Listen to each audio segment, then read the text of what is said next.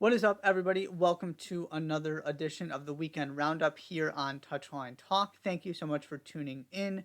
As always, be sure to hit that subscribe button so you don't miss any of the content I put out every single week. If you are looking for U.S. Women's National Team content reaction to the loss to Sweden, I have an entire video dedicated just to that, my match report recap video, so be sure to check that out as well. I'll be covering everything else that has happened in this video. Half of the quarterfinals now set, starting with Spain getting the better of Switzerland. The storyline here is Alexia Putellas starting on the bench. It worked out just fine for Spain. Very good performance. Did what they were supposed to, got through to the quarterfinals as expected, where they will meet the Netherlands.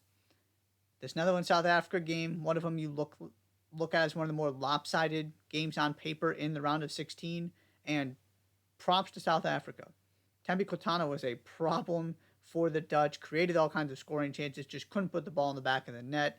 Joe Roord puts the Dutch up early, have a couple goals ultimately chopped off for offside, get the second one, go through on a 2-0 victory that maybe was a little bit fortunate scoreline. Just credit to South Africa. It was a really good performance, a really good showing in this tournament. Just didn't have quite enough to get past the Dutch. So that is quarterfinal number one, Spain and the Netherlands. Obviously, Sweden are also through. Like I said, go check out that video for reaction to that game. They will meet Japan. Japan come out flying against Norway out of Hegerberg, not able to start the game. She comes on late as Norway are chasing it, trying to find an equalizer. And it looks for a little bit like Japan might run away with this thing, get the opening goal on an own goal. But just minutes after that, kind of out of nowhere, Norway are able to produce one of those moments and get themselves back in this game. And then things settled down a little bit. But you also had Japan then retaking the initiative, knowing they needed to score again, and that is ultimately what they do. They add a third, and by the end, it was very clear who the better team was. Japan looked like the Japan we've seen all tournament, one of the best teams at this tournament, and as I've talked about before, Japan and Sweden's reward for being so good through this tournament. Now, Sweden not so impressive in the round of 16, but overall, probably your two most impressive teams. Maybe you want to throw England in there. And their reward is they're playing each other in the quarterfinals. It's just how this tournament goes sometimes. So that is going to be a terrific game. And you got to look at that as the pathway to the final. I'm still not convinced about the Netherlands ceiling and Spain ceiling. I really like the chances of whoever comes out of the Sweden Japan game to go on and win in go on and win in the semis and get to the final and get out of that side of the bracket. Certainly, you've got four teams you feel are capable of doing so, but I'm really looking at, and specifically Japan. Now with this opportunity, you saw the vulnerabilities of Sweden against the U.S. If you can get past that game, you've got to feel really, really confident about the team standing in your way in this wide open tournament where anything can happen. I came in not convinced about Japan's ceiling, and now I'm completely sold. That is a team capable of winning this tournament because if you get to the final, anything can happen. They certainly are in a position to do that. Obviously, lots of work still to do before we get to that point. But that is your one side of the bracket that is set. Spain, Netherlands, Japan, Sweden. Cannot wait for those games. The other thing I want to talk about real quickly here is the Community Shield. Arsenal finding a somewhat, I guess not strange, but just out of nowhere goal at the, I think it was the 101st minute, just as the game is winding down. Leandro Trossard fires a ball into the 6-yard box and it bounces off of Manuel Akanji, who could do absolutely nothing about it. It goes into the net. So all of a sudden, Arsenal have sent it to a penalty shootout, ultimately win the penalty shootout. Really, really good penalty kicks from the Gunners, start to finish.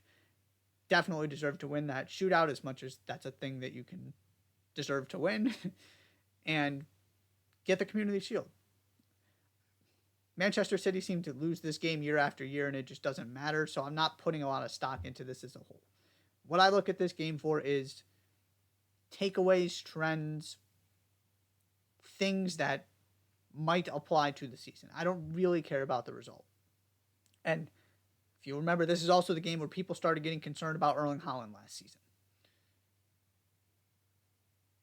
Don't need to do that. The one point I want to make, well, a couple. Defensively, very good from Arsenal. Jurrien Timber, phenomenal. That seems to be a real upgrade there. That wasn't exactly sure what to expect. He looks like the real deal. Obviously, very hyped, accomplished player, a guy that was going to make this kind of move to this kind of club, and you're seeing why with what he's done for Arsenal so far. And good overall performance. They kept Manchester City in check, kept themselves in the game. Cole Palmer, really good goal for City. I'm going to talk more about the Premier League season on the live show this Wednesday, so I'm not going to talk too much about City. They're Manchester City. This game just, you would like to win it, but obviously, as their history has shown, it has very little bearing on what happens the rest of the way when the season actually starts.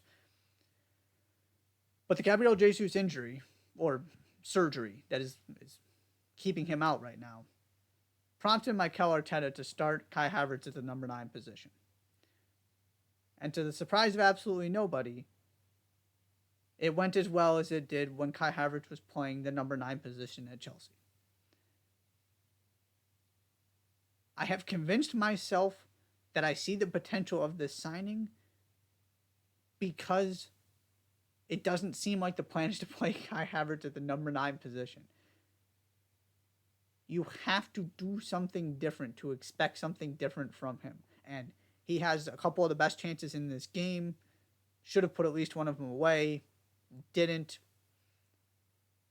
Not a great way to start his Arsenal career. And it's the same story over and over again. I'm going to continue to believe that at full strength, he is playing in the midfield next to Martin Odegaard. To me, that is the way that this works, is that you put him and Odegaard as your 8s, Declan Rice as your 6, and you just say, go for it.